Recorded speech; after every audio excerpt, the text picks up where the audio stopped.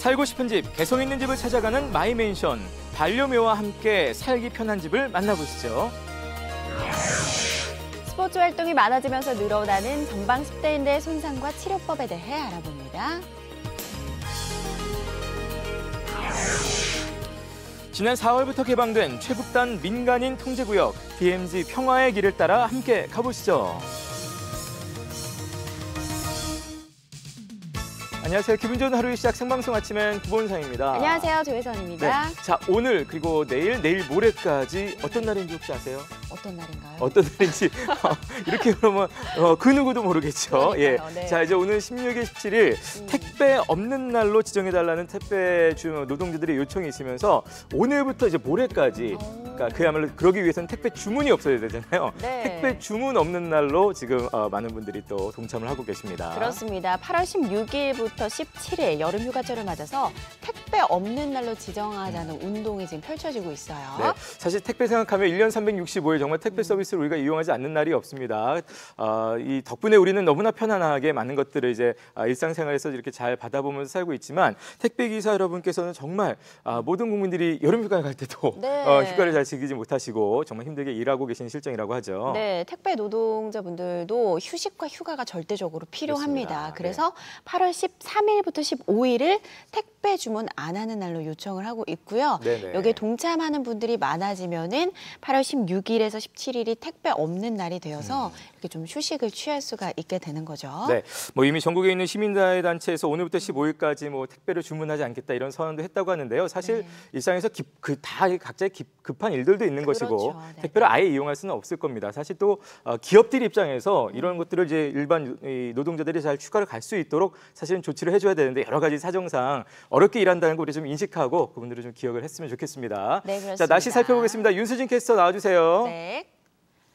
네, 안녕하세요. 윤수진입니다. 네, 수진 씨도 그러고 보니까 여름휴가를 많이 못 가고 그러네요. 항상 날씨 전해주고 계신데요. 고생이 많으십니다. 날씨 전해주시죠. 네, 오늘은 다시 무더워지겠습니다. 현재 대부분 지역에 폭염 경보로 확대 강화되겠는데요. 이렇게 기온이 빠르게 오르면서 대기가 불안정해지겠습니다. 따라서 오늘 오후부터 밤 사이에는 5에서 40mm가량의 비가 예상됩니다. 시간당 30mm 이상씩 쏟아지는 곳도 있기 때문에 주의하셔야겠습니다. 현재 기온 살펴보겠습니다. 고온 다습한 공기가 밀려 들어오면서 밤사이 청주 지역에는 열대야가 나타났습니다. 청주 지역은 26도로 출발하고요. 그 밖의 지역은 25도 안팎을 나타내고 있습니다. 낮 기온은 비가 내리는 동안은 30도 내외로 평년과 비슷하겠지만요. 비가 그치면서는 다시 무덥겠고 열대야가 나타나겠습니다. 현재 위성 영상 보시겠습니다. 충북 지역은 구름이 많이 지나고 있는 상태고요. 오늘 미세먼지 농도는 보통에서 좋음 수준이 예상됩니다. 제10호 태풍 크로사는 일본 해상 중에서 북상 중인데요. 따라서 간접 영향으로 내일과 모레 토요일까지 비가 오겠습니다. 화장실 세면대와 타일, 변기에는 유독 분홍 얼룩이 자주 보이는데요. 공기 중에 미생물들이 내려앉아서 분홍색 물때를 만든다고 합니다.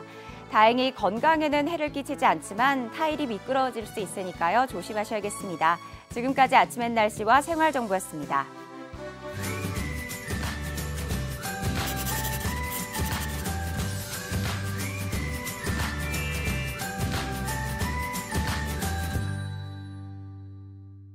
네, 충북의 아름다운 집을 만나보는 시간입니다. 마이맨션 시간이에요. 네, 오늘도 집을 사랑하는 여자 유혜정 리포터 나와주셨습니다. 네, 어서 안녕하세요. 오세요. 반갑습니다. 네, 안녕하세요. 화요일의 여자 집사녀 유혜정입니다. 네, 자 이제 오늘 폐막되는 제천 국제음악영화제 소식을 현장에서 전하기 위해서 우리 청주와 제천을 지난주부터 맞아요. 너무 부지런히 오갔는데 고생 많으셨고요. 감사합니다. 예, 자, 오늘 이제 집사녀로 돌아오셨습니다. 오늘은 어떤 집 함께 구경을 가볼까요? 네, 오늘 드디어 또 이제 집사녀로서 여러분들에게 멋있는 집을 소개해 드릴 텐데요. 네. 집 소개하기 전에 먼저 두 분은 뭐 반려동물을 키우거나 키워보신 적 있으세요? 반려동물 저는 늘 원했는데 못 키웠어요. 부모님 아, 반대해가지고. 전 또 무슨 얘기야? 저도 못 키웠어요. 못 키워봤어요. 못 키웠어요. 저도요. 그래요? 다 우리 셋 다 똑같네요. 그러네. 예. 근데 참 아마 반려동물 인구가 요즘 1000만 시대가 넘는다고 하더라고요. 그만큼 이제 같이 사는 집을 고민하시는 분들이 굉장히 많은데요. 그런 분들에게는 오늘 집이 참 힌트가 될 될 것 같습니다. 네, 네. 반려동물을 키우는 분들에게 힌트가 되는 집이라고 하니까 좀 솔깃하는 것 같아요. 네네네. 어떤 집일까요? 맞습니다. 이 반려묘를 20년 동안 이렇게 키우신 분들이 이제 집을 지으신 건데요. 집 지을 때부터 끝까지 고양이와 함께 살 수 있는 집 컨셉부터 설계까지 다 이렇게 잡았다고 합니다. 어떤 집일지 지금 구경 가볼게요. 마이 맨션. 사람으로 치면 노인. 나이든 고양이들이 사는 이 집은 집주인이 고양이와 함께 오래 살기 위해 만든 집인데요. 깔끔한 인테리어가 눈길을 끄는 집 안에는 고양이들이 사는 별도의 방까지 마련되어 있습니다. 집사의 사랑과 정성으로 리모델링한 고양이를 위한 집으로 함께 가보실까요?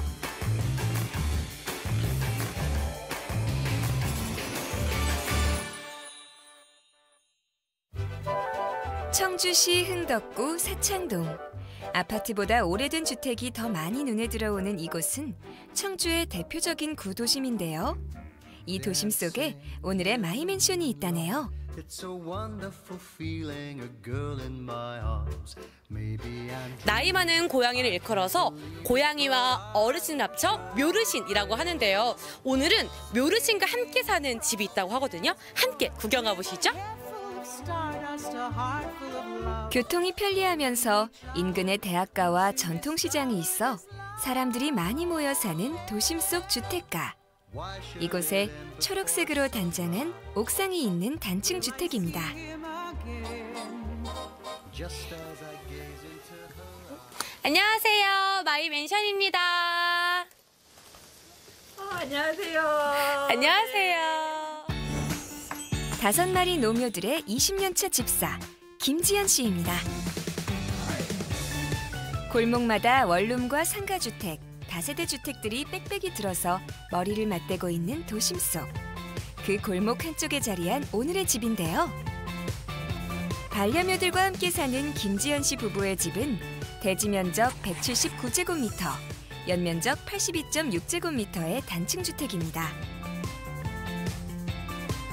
방 하나, 고양이 방 하나, 옷방 하나, 거실과 주방, 화장실로 구성되어 있습니다.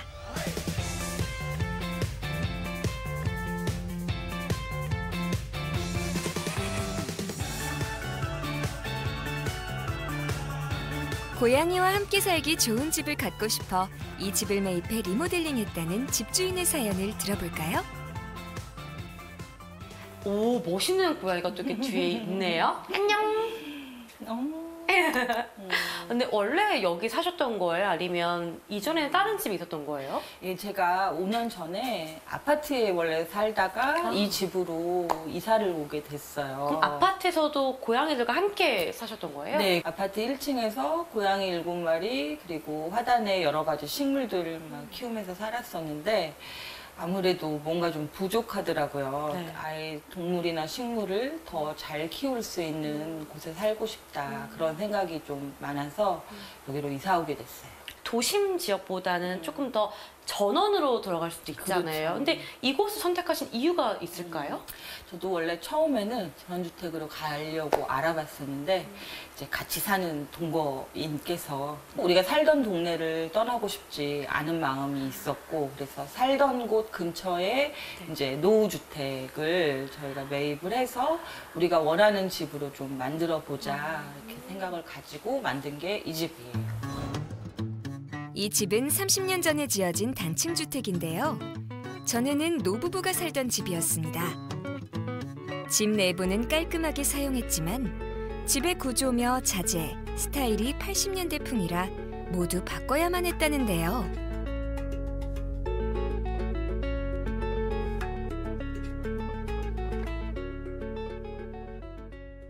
주택 거의 30년 된 집이었기 때문에 단열이나 이런 것들이 굉장히 취약했어요. 그래서 집 이제 벽을 2배로 늘리는 공사, 그러니까 단열 공사를 집 전체를 다 하고 네. 내부 리모델링을 다 한 집이에요. 네. 그럼 너무 궁금해요. 고양이들을 위한 리모델링은 어떤 건지, 또 선생님이 색깔이 어떻게 묻어나 있는지 집 구경 시켜주실 수 있으세요? 네, 가능하죠. 갈까요? 네. 반려묘, 고양이를 위한 리모델링 주택. 먼저 이 집에 사는 고양이 식구들부터 만나볼까요? 16년 전 공원에서 처음 만난 라라는 다리가 조금 아픈 장애묘예요. 이 집의 최고령자 해할아버지. 함께 산 지 16년이나 됐답니다. 최고는 동네 슈퍼에서 묶어 키우던 새끼 고양이를 입양한 아이고요. 두 다리가 없어 휠체어에 의지해 노는 이단은 7살 막내랍니다. 마지막으로 애교 많고 산책을 좋아하는 짱이까지 5마리 고양이가 함께 사는 집. 안으로 들어가 볼까요? 네, 들어오세요. 우와, 이렇게 빨간 문. 예, 이네요? 입니다. 네. 오, 이렇게 하신 이유가 있어요? 너무 예쁜데? 제가 현관문이 사람이 처음 딱 들어오는 공간이잖아요. 네. 그래서 가장 좀 인상적인 느낌을 좀 주고 싶어서 빨간색을 선택했고 이제 이렇게 맞춤 제작을 했어요. 여기가 거실인 거고 네. 이쪽으로 가면 어느 공간이 나오는 여기가 이제 건가요? 주방입니다. 원래는 여기가 작은 방이었었어요. 아, 구경 가면 돼요? 네, 이 작은 방을 제가 주방으로 만들었어요. 아, 원래는 예. 작은 방이었구나. 네, 여기가 햇볕도 잘 들어오고 바람도 잘 통할 수 있는 공간이라서 예, 주방으로 개조를 했습니다. 지금 싱크대가 손잡이가 좀 독특해요? 네, 맞습니다. 제가 이제 인테리어 취향 자체가 굉장히 뭐 일반적인 노멀한 걸 좋아하지 않는 스타일이다 보니까 아까 대문 이제 현관문부터 봤어요. 그래서 이렇게 모든 재료들, 인테리어 재료들을 고를 때 남들이 하지 않는 거 좀 독특한 거를 구해달라 말씀을 드렸고 그래서 이제 같이 작업하시던 분께서 저한테 추천을 하신 디자인이에요. 여기가 이제 이 공간이 다 거실인가요? 예, 거실입니다. 여기도 거실이고 이쪽도 그럼 네, 여기가 원래 주방이었었어요. 원래 이 집에 원래 주방이 이곳이었었는데 제가 주방을 일로 옮기고 이 주방을 이제 작은 거실로 만든 거예요. 그래서 저희 집은 사실 거실이 2개예요. 이 작은 거실에서 저희 가족들이 주로 생활을 하고 이제 큰 거실은 고양이들이 놀거나 집에 손님들이 오셨을 때 같이 식사하시고 차 드시고 하는 공간이에요. 미닫이 문으로 해놓으셨네요? 네, 저희가 집을 만들 때 아예 집 안에 문을 없애거나 아니면 다 미닫이 문으로 공사를 했어요. 이제 그 이유가 제가 동물을, 고양이를 여러 마리 키우는데 여닫이 문을 써보니까 고양이가 갇히는 일이 종종 일어나는 거예요. 그래서 아예 문을 없애거나 아니면 미닫이로 해주세요. 이렇게 제가 요청을 드렸어요. 거실을 지나 부부의 방 안으로 들어서면 이미 고양이가 차지한 침대가 있고요. 안방 옆에는 고양이들이 노니는 캣워커와 집 밖으로 드나드는 캣도어까지 설치한 고양이 전용 방이 있습니다. 집을 리모델링하면서 고양이들이 편하게 놀고 생활하는 공간을 만들기 위해 이 방에 가장 많은 신경을 썼다네요. 그래서인지 낮잠을 즐기는 모습이 참 편안해 보입니다.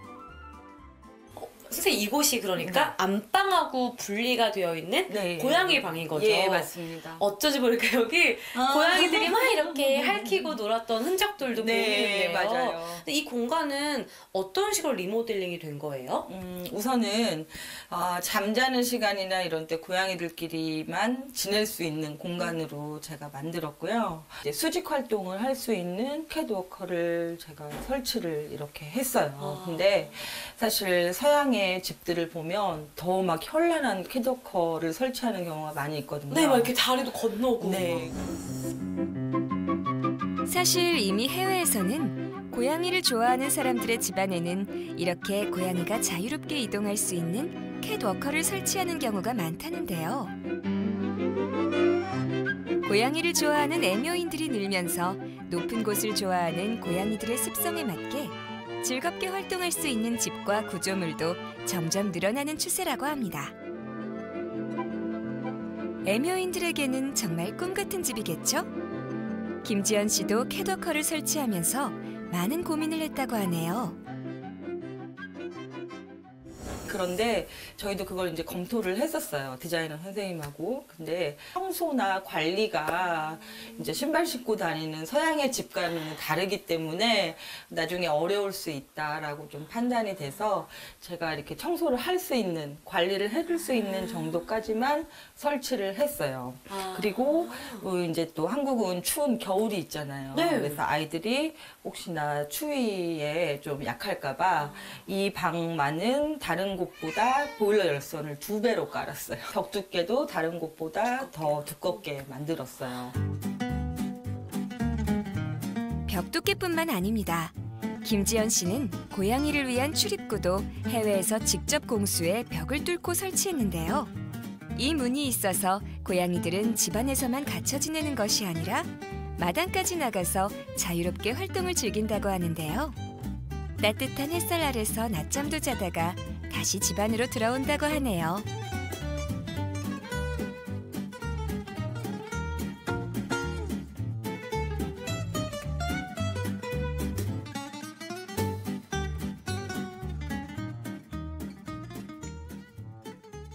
고양이가 저렇게 혼자 나갔다가 들어왔다가 할 수 있는 고양이 전용 그 출입구를 만들었어요. 근데 저게 이제 자물쇠가 있습니다. 그래서 저거예요? 네, 우와. 그래서 제가 집에 없을 때는 이제 잠궈 놓고요.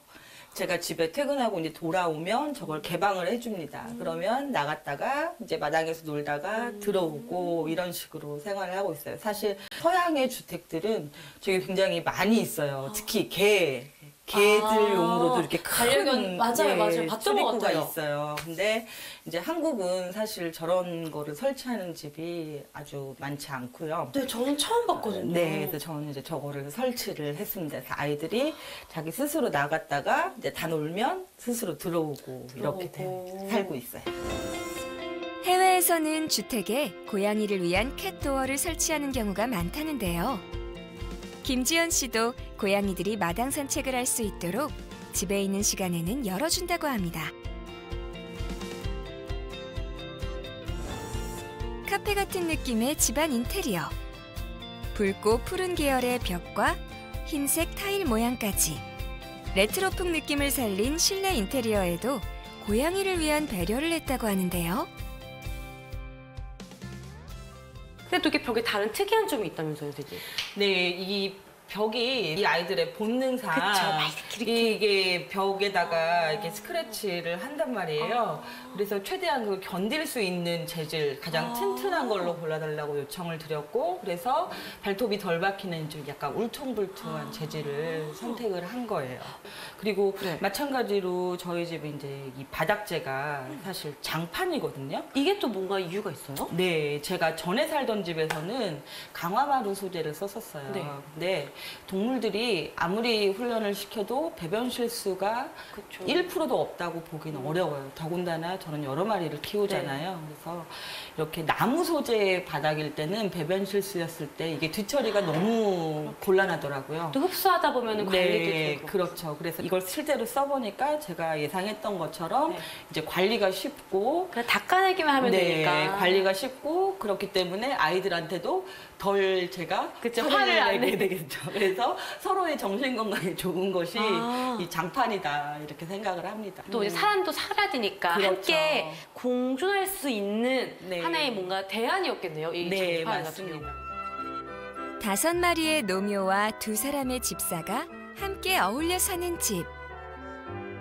담장 아래 작은 텃밭에는 집주인이 좋아하는 채소와 고양이들이 좋아하는 캣그라스가 나란히 자라고요.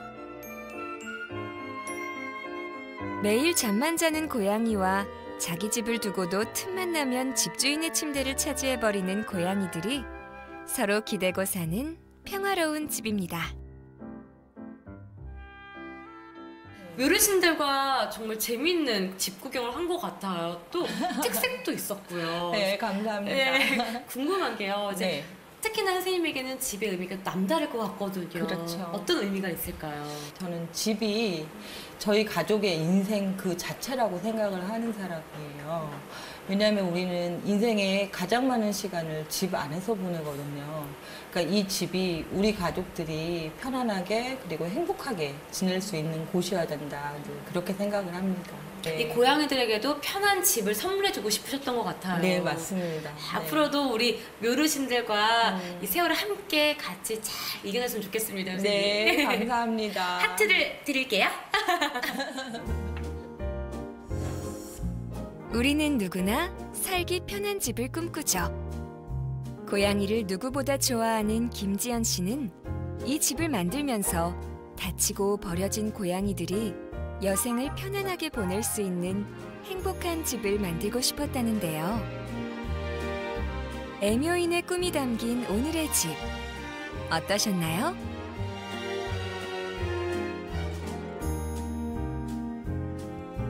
고양이와 함께 행복하게 나이 들어가는 집 마이 맨션.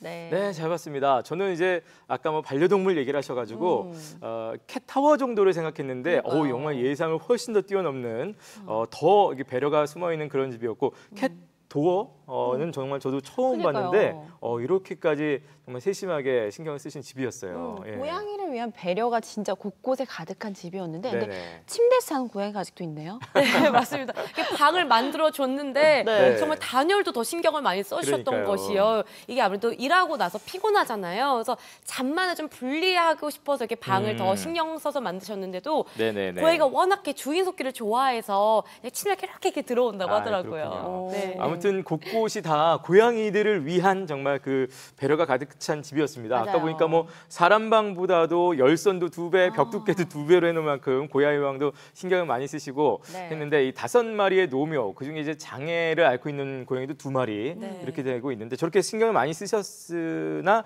그럼에도 불구하고 혹시 이 집이 반려묘들을 위한 정말 최적의 집이라고 그렇게 다 공개를 다 할 수 있을까요? 어떨까요? 사실 100% 편리하다라고 말씀을 좀 드리기 어려운 게 사람도 이게 아무리 편리하고 좋은 집이더라도 나이가 들고 좀 관절이 아파지면 힘들잖아요. 네. 고양이도 마찬가지라고 생각이 드는데요.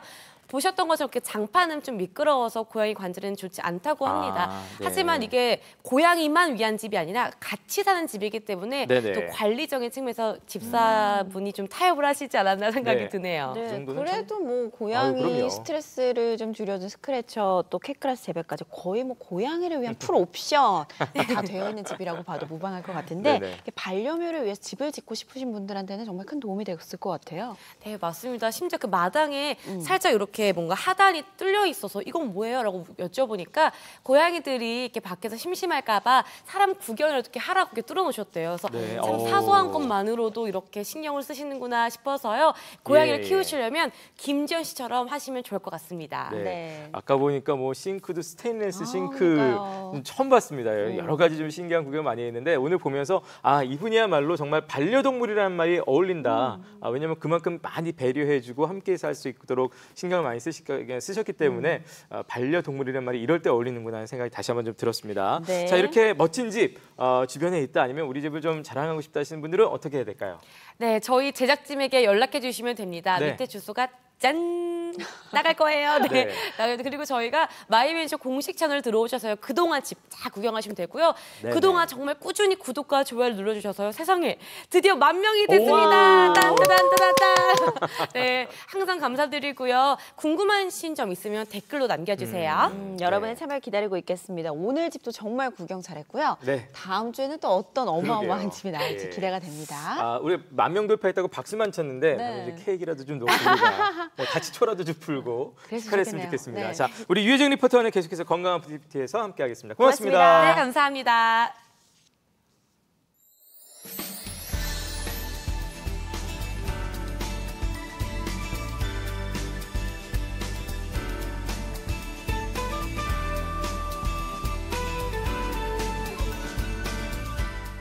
자, 폭염특보가 계속되고 있습니다. 네. 더위 유의하시기 바라겠고요. 저희는 아침엔 퀴즈 나가겠습니다. 네, 오늘의 문제는요. 한 가족처럼 사람과 더불어 살아가는 고양이를 네. 이르는 말은 무엇일까요? 고양이입니다. 네, 보기 나갑니다. 1번 반려자, 2번 반려견, 3번 반려조, 4번 반려묘 중에서 골라주시면 되겠습니다. 네. 자, 정답 문자는 샵 0997번으로 받고 있습니다. 짧은 문자 50원, 긴 문자, 사진 문자 100원이고요. 네. 오늘도 함께 주제 문자가 있습니다. 오늘의 주제 문자는요. 내 인생의 짝꿍. 오. 이렇게 반려되는 말이 짝이 되는 벗이라는 뜻이잖아요. 그렇죠. 내 인생의 짝꿍에 대해서 보내주시면 되겠습니다. 근데 단순히 뭐 꼭 부부라든지 뭐 남자친구, 여자친구만이 아니라 뭐 어떤 회사 동료가 될 수도 그렇습니다. 있고요. 뭐 어떤 부분에서 있어서 나의 어떤 파트너다, 짝꿍이라는 것들 여러분 자랑해 주시고 네. 마음껏 소개해 주시길 바라겠습니다. 네. 지금 바로 보내주세요.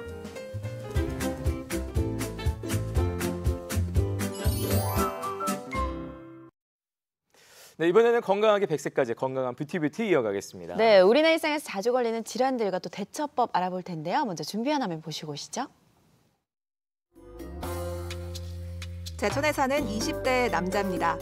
안녕하세요. 저는 운동을 좋아하는 20대 청년입니다. 축구를 좋아하다 보니 주말이면 친구나 직장 동료, 동호 회원들과 어울려 공을 차느라 축구장에서 살다시피 합니다. 얼마 전 직장에서 축구대회가 열렸어요. 당연히 출전을 했죠. 그런데 열심히 공을 몰고 달리다가 앞에 오던 상대 선수의 태클을 피하려다 무릎이 꺾이면서 넘어지고 말았습니다. 순간 악 소리와 함께 넘어졌고 우려했던 대로 무릎 십자인대가 파열됐다는 진단을 받았어요. 수술을 해야 한다고 하는데 수술을 하면 후유증은 없을까요? 그리고 다시 축구도 할 수 있을까요? 하고 사연 주셨습니다. 건강한 뷰티에서는 전방 십자인대 손상과 치료법에 대해 알아봅니다. 네, 자 함께 사연을 만나봤습니다. 진짜 운동하다가 십자인대 다쳤다는 분들 주변에서 가끔 보긴 보거든요. 맞아요. 예. 정말 고생 많이 하는데요. 오늘 프라임병원의 박정환 원장님과 함께 자세히 알아보겠습니다. 네. 어서 오세요. 안녕하세요, 반갑습니다. 안녕하세요. 네, 어서 나와주십시오. 자, 전방 십자인대 손상. 제가 거의 스포츠 뉴스에서 보던 단어인데 이게 정확하게 어떤 건가요? 무릎을 다쳤을 때 가장 흔하게 손상되는 부위 중에 하나가 전방 십자인대 손상이 되겠습니다. 네. 축구나 농구 같이 격렬한 운동을 좋아하는 젊은 환자분들에서 호발하게 되는데요. 만약 전방 십자인대 손상을 입은 경우에 무릎 관절의 기능을 회복하기 위해서는 수술적인 치료가 필요한 경우가 많으며 네. 이는 기존의 환자의 나이, 활동력, 그리고 부상의 정도에 따라서 결정을 하게 됩니다. 네, 십자인대는 구체적으로 어디를 말하나요? 무릎에는 중요한 인대가 4개가 있는데요. 네네. 뼈는 인대를 통해서 다른 뼈와 연결이 되게 되고 안정성을 제공을 받게 됩니다. 네. 자료 화면을 보시게 되면 십자인대는 무릎 내부에 위치를 하고 있으며 2개의 인대가 십자가 모양으로 크로스가 되어 있기 때문에 우리가 십자인대라고 부르게 되고요. 네.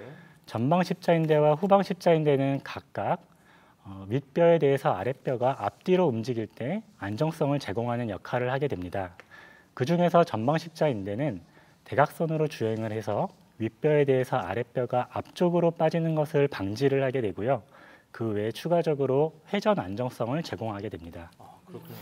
예. 이렇게 뭔가 사연 속의 주인공 운동을 막 하다가 손상이 많이 되기도 하는 건가요? 네, 맞습니다. 십자인대 손상은 이제 크게 원인이 2가지로 나눌 수가 있는데요. 우리가 운동을 할 때 다른 사람이랑 부딪히거나 물체에 부딪혀서 다치는 것을 직접 손상이라고 부르게 되고 환자 본인이 혼자 운동하는 상황에서 다치게 되는 경우를 간접 손상으로 부르게 되는데 이 전방 십자인대 손상은 후자인 간접 손상에 의한 경우가 훨씬 더 많습니다. 네. 자료화면에서 보시는 것처럼 럭비 선수가 뛰어가다가 갑자기 방향을 전환하는 과정에서 네네. 저렇게 다치는 경우가 가장 흔하고요. 아, 그 외에 갑자기 뛰다가 정지를 하는 경우, 예. 뛰는 과정에서 속도를 줄이는 어떤 그 시기,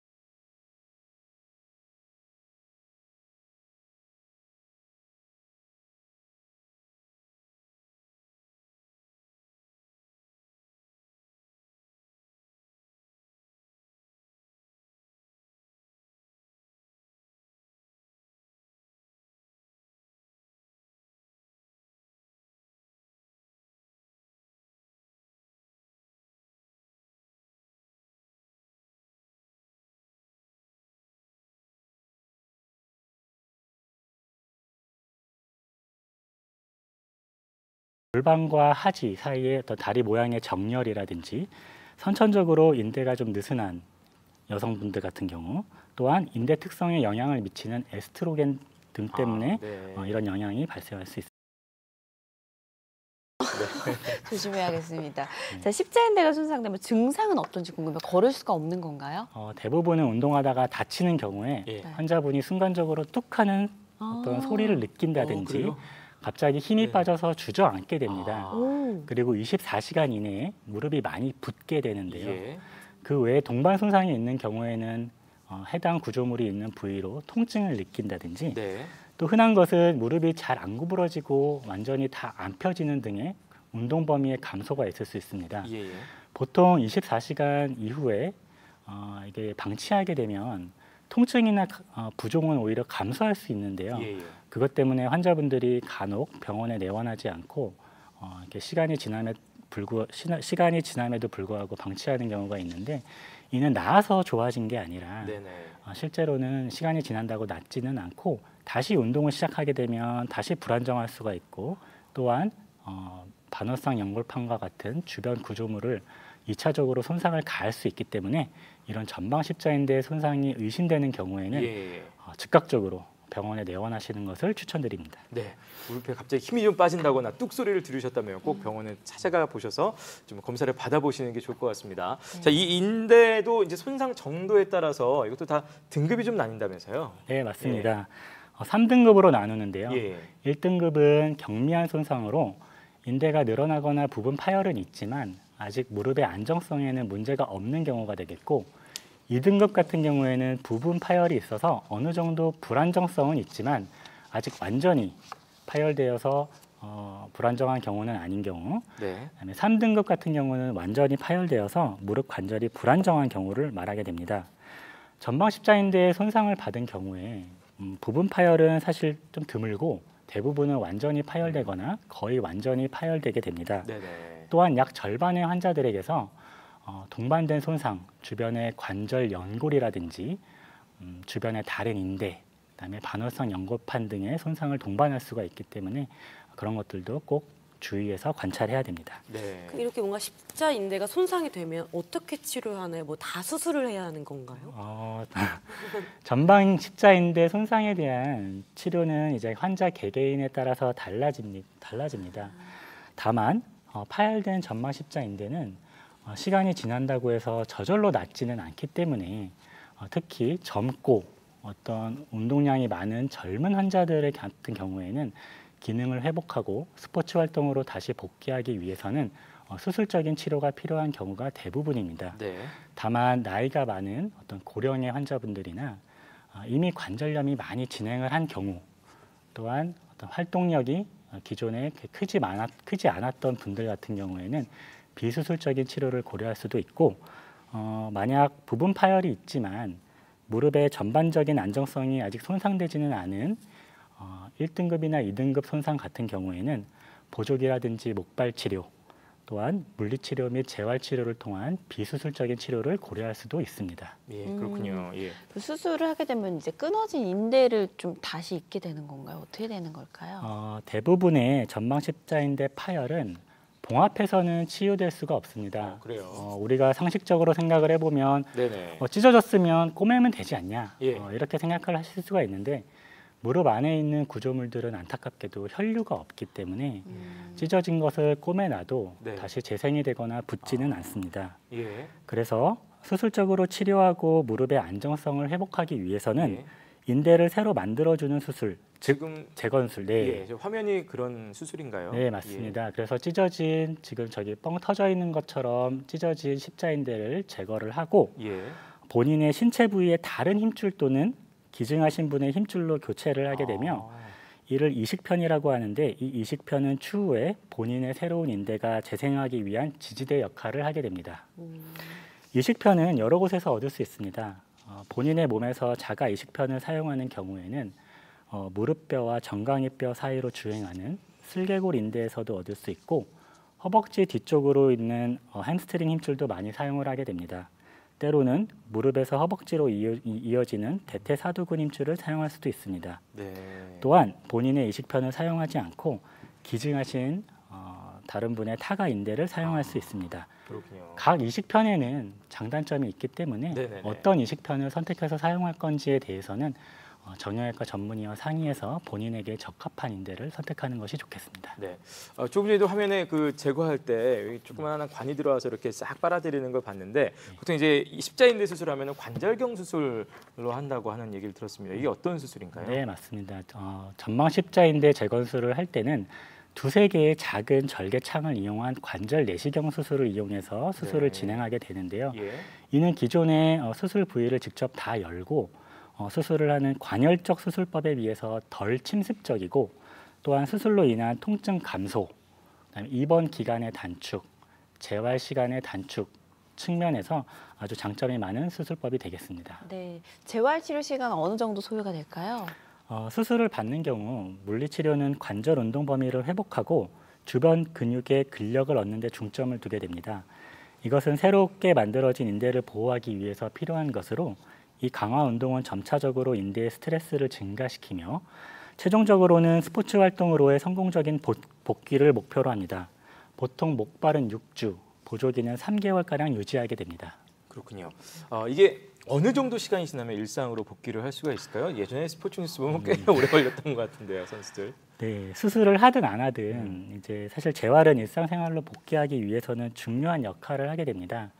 아까 제가 말씀드렸듯이 인대를 이제 재건술을 시행을 하게 되면 그 인대 자체가 영원히 사용되는 것은 아니고 네네. 본인 몸 안에 있던 물질이 다시 재생되는데 어떤 지지대 역할을 하기 때문에 나중에는 녹아서 없어지게 됩니다. 그래서 이런 것을 이제 재형성되는 과정이라고 우리가 얘기를 하게 되는데요. 예. 수술 후에 재건한 인대가 재형성되는 데는 시간이 좀 많이 필요하기 때문에 수술 후 스포츠에 복귀하기까지는 최소한 6개월에서 1년 이상의 시간이 필요하게 되고 저 같은 경우는 환자분들한테 수술 후 1년간은 1년 동안 격렬한 운동, 예. 아까 말씀드렸던 축구나 농구, 뭐 배드민턴, 테니스 같이 갑자기 방향을 전환해야 된다든가 급 정지를 하는 그런 격렬한 운동은 자제할 것을 권유드립니다. 그래야겠네요. 네, 끝으로 오늘 주제 관련해서 좀 더 덧붙이고 싶으신 말씀 있으면 한 말씀 부탁드립니다. 요즘은 많지 않은데요. 네. 십자인대를 다치고 나서 아까 말씀드렸듯이 시간이 지나게 되면 이제 통증이나 부기가 감소하기 때문에 가끔 간과하고 그냥 지나가시는 분들이 있습니다. 네네. 사실 일상적인 생활이나 걷고 이런 것들은 크게 문제가 없을 수 있거든요. 근데 인대가 안정성을 제공하는 역할을 하기 때문에 인대가 파열된 상태로 시간이 오래 지나게 되면 무릎이 관절염이 진행하게 됩니다. 근데 관절염이 이미 진행하고 난 이후에는 이거를 치료하는 게 훨씬 힘들어지기 때문에 제가 말씀드렸던 어떤 이런 증상이라든지 십자인대 파열에 대한 의심되는 상황이 발생을 하면 병원으로 빨리 오시는 것을 꼭 강조하고 싶습니다. 네. 자, 오늘은 십자인대 손상에 대해서 함께 말씀을 들어봤습니다. 지금까지 정형외과 박정원 원장님 그리고 유혜연 리포터 두 분 다 고맙습니다. 감사합니다. 고맙습니다. 네, 감사합니다.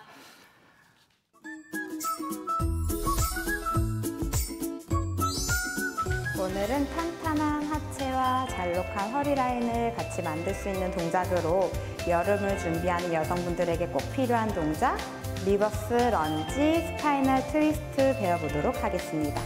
양손은 귀 옆에 위치해 주실 거예요. 그 다음 한 발을 뒤로 보내며 런지로 앉아주시고요. 그대로 몸통을 뒤로 보낸 다리 쪽으로 회전을 해줄 거고요. 다시 정면으로 돌아와 제자리로 돌아와 줄게요. 동작 반대쪽도 동일하게 반복합니다. 뒤로 런지로 앉았을 때 무릎을 앞으로 밀어내지 않도록 주의해 주시고요. 회전을 해줄 때 등허리가 구부정하지 않게 척추를 곧게 세워서 뒤로 뻗은 다리 쪽으로 몸통을 회전해 줄 거예요. 그래서 옆구리도 자극이 될 수 있도록 동작 반복합니다.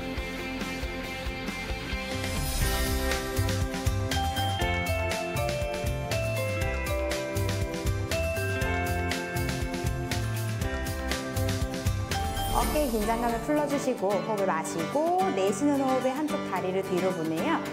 런지로 앉아주시고요. 뒤로 보낸 쪽 다리 쪽으로 몸통을 트위스트, 다시 정면, 다시 올라와 제자리. 반대쪽, 회전, 다시 정면. 동작 반복합니다. 런지로 앉을 때에는 무릎이 발끝보다 나아가지 않도록 주의해 주시고요. 몸통을 회전할 때 복부에 힘을 줘서 복부를 쥐어짜듯이 동작 반복합니다.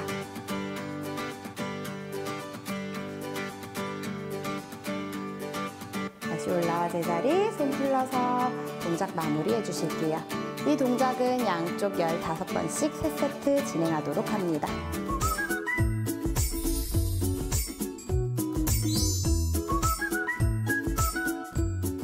네, 표서연 선생님과 함께하는 1분 홈트 잘 만나봤고요. 저희는 네. 다른 지역 소식 살펴보겠습니다. 네. 자, 대한민국 최북단 민간인 통제구역 고성 DMZ.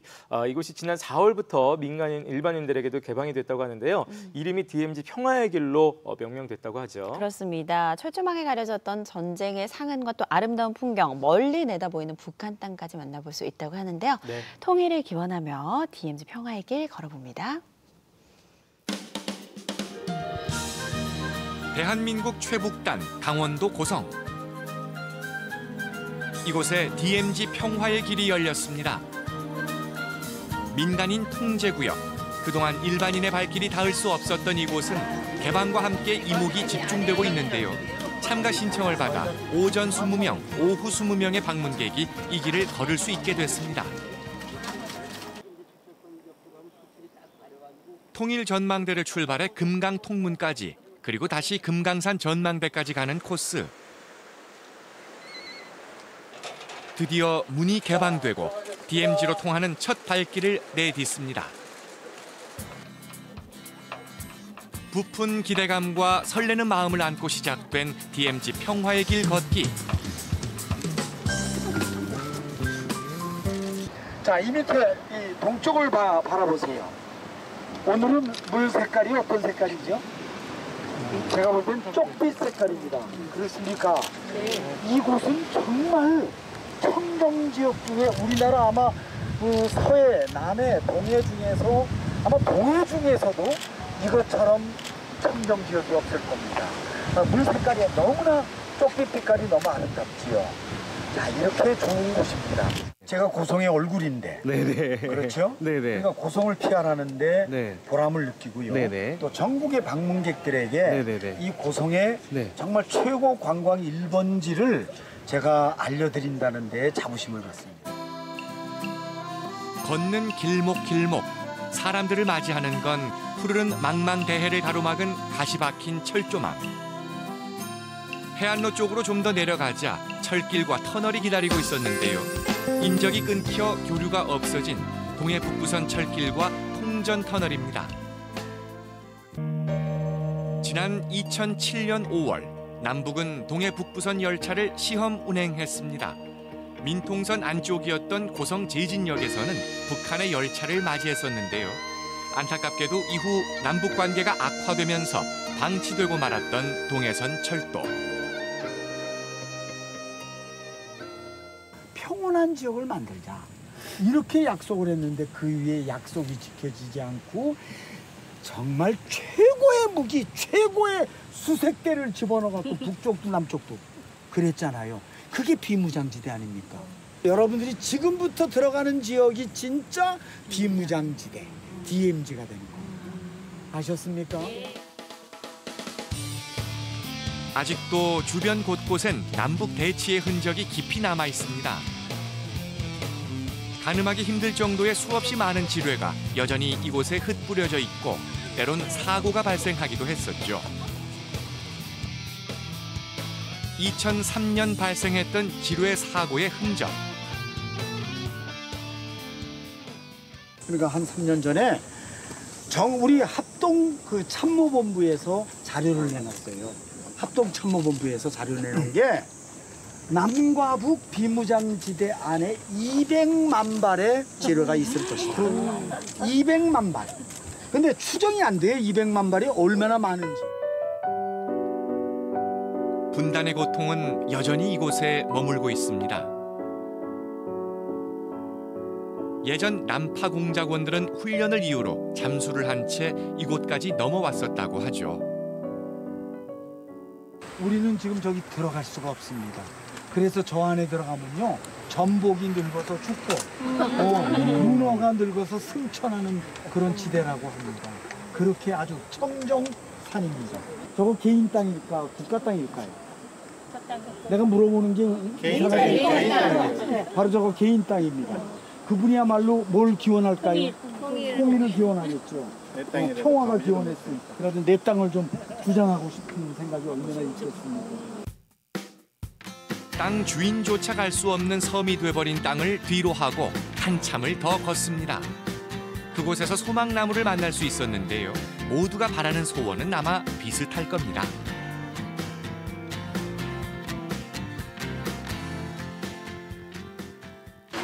기분이 참 감회가 새롭네요. 안에 철직선 안에 처음인데 이런 게 올 수 있다는 게 참 빨리 통일돼 가지고 북한에 동화산도 가보고 자유롭게 왕래할 수 있었으면 하는 소망이 있습니다. 마침내 우리가 올라갈 수 있는 맨 위 최북단 끄트머리에 도착했습니다. 이곳은 한때 금강산 육로 관광을 통해 지날 수 있던 곳. 지금은 굳게 문이 닫혀 있죠.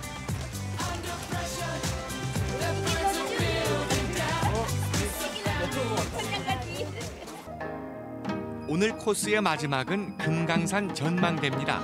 이곳 역시 유엔이 관할하는 곳. 화창한 날엔 저 너머 금강산과 최북단 감시 초소가 훤히 다 보이지만 야속한 안개가 눈앞을 막아섰습니다. 그래도 이게 다 어딘가요? 오늘 이런 특별한 기회를 이렇게 행운을 얻어서 이렇게 온 게 아주 좀 감동스럽고요. 생각보다는 참 이 휴전선이 너무 가까이 있다. 나름대로 그 감회가 깊었다고 생각하고요. 다음에 또 기회가 있으면 꼭 한번 다시 와보고 싶은 그런 생각입니다. 2시간 30분간 함께했던 강원도 고성 DMZ 평화의 길 걷기. 이곳에 다시 돋친 철책이 모두 다 사라지고 누구나 편히 오가며 자연에 탄복할 그날이 하루빨리 찾아오길 염원합니다. 네. 저도 한 번쯤 가보고 싶다는 생각했는데 이렇게 화면으로나마 DMZ 평화의 길을 함께 걸었습니다. 이제 철조망이라든지 뭐 지뢰사고 흔적 이런 걸 또 보니까 또 새삼스럽게 좀 느낌이 좀 이렇게 좀 다가오네요. 그렇습니다. 평화의 길은 직접 걷는 코스가 있고요. 버스로 이동하는 코스가 있는데요. 이게 추첨을 통해서 참가자를 모집하고 있다고 합니다. 무료라고 하니까 기회 되시면 꼭 한번 다녀오시기 바랍니다. 네. 자, 저희는 이제 생방송 아침에 내드렸던 퀴즈 정답 그리고 당첨자 발표하겠습니다. 네, 오늘의 문제가 한 가족처럼 사람과 더불어 살아가는 고양이를 이르는 말은 무엇일까요? 였는데요. 정답은 4번 반려묘였습니다. 그렇습니다. 저희가 오늘 두 분을 뽑아봤습니다. 휴대전화 뒷번호 6400님, 4474님 축하드립니다. 네, 6400님부터 좀 살펴볼까요? 네, 사진과 함께 보내주셨어요. 우리 집에는 하얀색 고양이 반려묘가 있습니다. 새벽에는 침대 위에 올라서 잠드는 설이랍니다. 너무 예뻐서 진저리가 젖는. 너무 예쁘면 또 그럴 수 있나요? 그럼 진저리가 쳐지는 이쁨은 지금 저희가 눈으로 함께 확인하고 있습니다. 6400님 감사드리겠고요. 4474님, 내 인생의 짝꿍은 사랑하는 나의 아내, 결혼한 지 얼마 안 됐지만 너무 사랑스럽고 귀엽고 이쁜 나의 짝꿍 이렇게 보내주셨습니다. 네, 역시 신호는 그러니까요. 좋은 것 같아요. 옆에서 아내분이 이렇게 또 지켜보고 있는지 이렇게 원하는 아무튼 행복한 신혼 계속해서 보내시길 바라겠습니다. 자, 이제 생방송 아침에 마칠 시간입니다.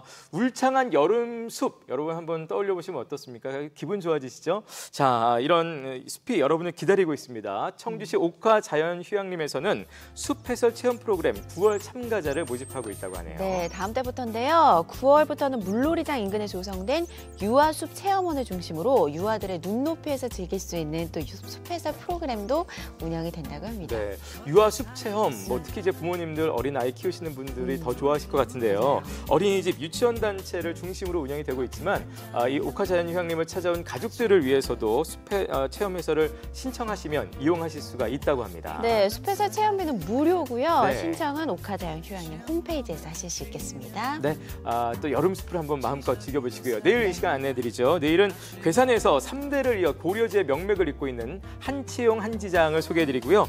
또 국경일마다 특별한 퍼포먼스를 준비해서 시간을 보내고 있는 우리 충북 국학원 청주지부 안채윤 원장 모시고 이야기 들어보도록 하겠습니다. 네, 저희는 더욱더 알찬 소식으로 내일 오전 8시 30분에 찾아오겠습니다. 시청해주신 여러분 고맙습니다. 고맙습니다.